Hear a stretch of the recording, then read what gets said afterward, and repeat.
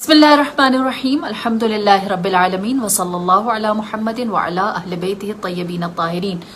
हम सब इस वक्त जिस दौरानिये से गुजर रहे हैं, इसमें मैं ये नहीं कहूँगी कि यह मुश्किल है, इसलिए क्योंकि जिसने जैसी ऐनक अपनी आंख पर लगाई है वो वैसे ही हालात को देख रहा होता है। कभी कभी इंसान के देखने का जो जाविया है वो खूबसूरत चीज़ को भी बदमज़ा बना देती है, और कभी कभी इंसान मुश्किलात के अंदर भी मा रअयतु इल्ला जमीला कहता है। तो हम इसको अल्लाह की जानिब से आने वाला एक ऐसा सवाल कंसिडर करेंगे जो जिस पीरियड से हम गुजर रहे हैं, कि इसमें हमारी ये आजमाइश है कि हम आजमाइशात के सामने अपने आप को किस तरह से रखते हैं। एक मजबूत मस्बत अंदाज में चीज़ों को देखने वाला, जैसी जनाब ज़ैनब कुबरा थी, या फिर उन आजमाइशों के सामने मुख्तलिफ तजुर्बात करने वाला। थकने या हारने वाले हम हो नहीं सकते, हम शिकस्त खुर्दा अपने आप को कहते नहीं हैं। क्यों?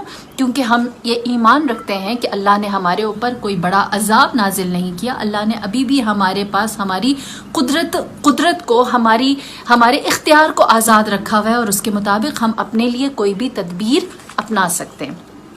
अब जो हमारे पास इलाज है वो ये है कि हमें ये कहा जाता है कि अपने आप को एक लिमिटेड सर्कल में और एक लिमिटेड एरिया के अंदर बाउंड कर लें।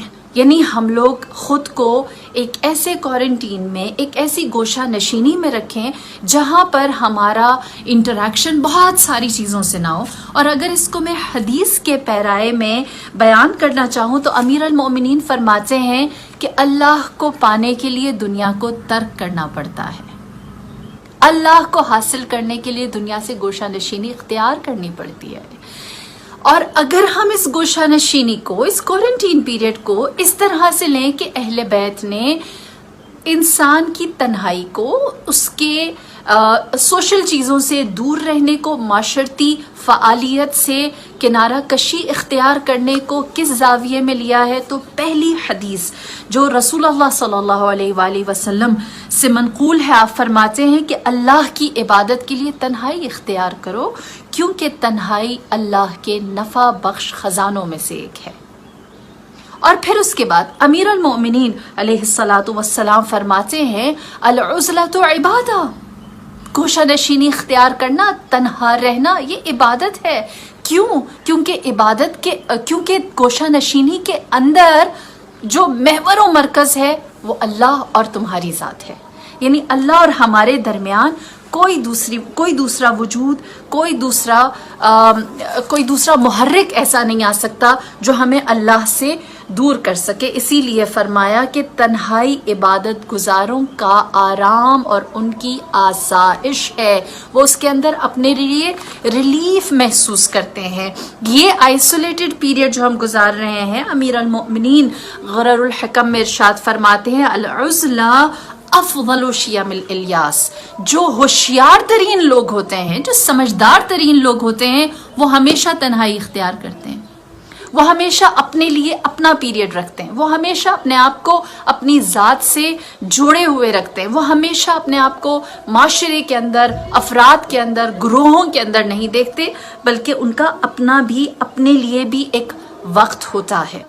लिहाजा जो आपका क्वारंटाइन पीरियड है ये आपका वक्त है, ये आपके इख्तियार में है, ये आपको अल्लाह से नज़दीक करने के लिए और मखलूक़ात से दूर करके ख़ुद को डिस्कवर करने का एक अनमोल मौका है। इसीलिए इमाम जाफ़र सादिक़ अलैहिस्सलातु वस्सलाम फरमाते हैं अल-उज़लतु सलामा, तन्हाई जो है वो सलामती के लिए है। अपनी तन्हाइयों के अंदर अपने लिए उलझने नहीं, सलामती, खैर तलाश करें। इमाम काज़िम अलैहिस्सलातु वस्सलाम फरमाते हैं अस्सब्रु अलल वहदा अलामतु अला कुव्वतिल अक़ल। तन्हाई के अंदर अगर कोई काबू पा जाता है, अगर कोई सब्र कर जाता है, तो ये उसकी ज़ीरकी और उसके अक्ल के कवी होने, अक्ल के स्ट्रॉन्ग होने की अलामत है। और फिर उसके बाद फरमाया जो भी अल्लाह की मारिफत हासिल करता है वो दुनिया से दूरी इख्तियार करता है, और जो अल्लाह को अपनाने के लिए दुनिया से दूरी इख्तियार कर लेता है वो अल्लाह के करीब हो जाता है।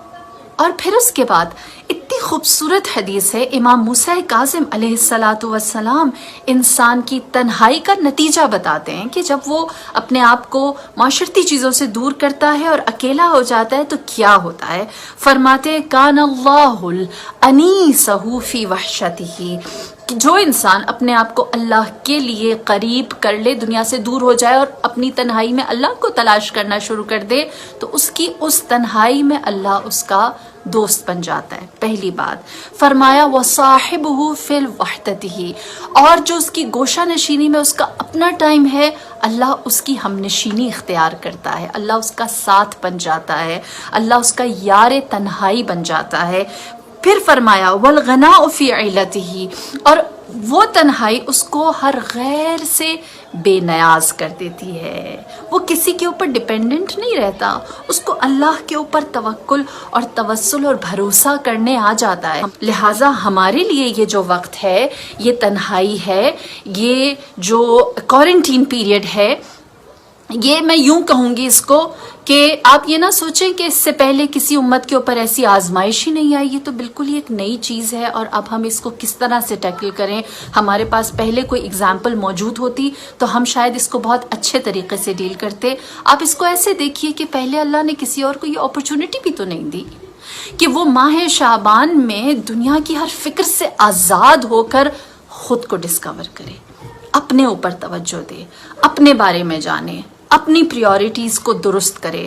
وہ یہ دیکھے کہ اس کی ترجیحات درست تھیں یا نہیں تھیں، اس نے اپنی ذات میں کہاں کمی چھوڑ دی، اس نے اپنے وجود کو کہاں کھوکھلا چھوڑ دیا، اور وہ کون سی چیزیں ہیں جو اس کی روح یا اس کی ذات کو سیراب کرنے کے لیے کم تھیں، اور وہ ویکیومز اور وہ فلاز اب کس طرح پر کیے جا سکتے ہیں. اور اس کے ساتھ ساتھ ہمیں پوری تصویر دیکھنے کی ضرورت ہے. دیکھیں، ہم اگر پزل کے ٹکڑے الگ الگ دیکھیں نا تو کبھی بھی ہم لوگ ایک اچھے کنکلوژن تک نہیں پہنچ سکتے. ہم اگر اس پزل کے ٹکڑوں کو جمع کریں اور دیکھیں کہ پوری تصویر کیسی ہے، تو صرف کیا ہمارے اوپر ایک وبا آئی ہے؟ نہیں، اس کے ساتھ ساتھ ماہ رجب، شعبان، اور ہماری منزل ماہ رمضان، اور ماہ رمضان کا نتیجہ عید الفطر ہے. ہم اس سفر کو اگنور نہیں کر سکتے، اس کے اندر جو اللہ نے بلیسنگز رکھی ہیں اسے اگنور نہیں کر سکتے. کیوں؟ کیونکہ ماہ شعبان رحمت للعالمین کا مہینہ ہے، اور رحمت للعالمین کی رحمت جو ہے وہ ہر چیز کے اوپر اللہ نے بھاری رکھی ہے.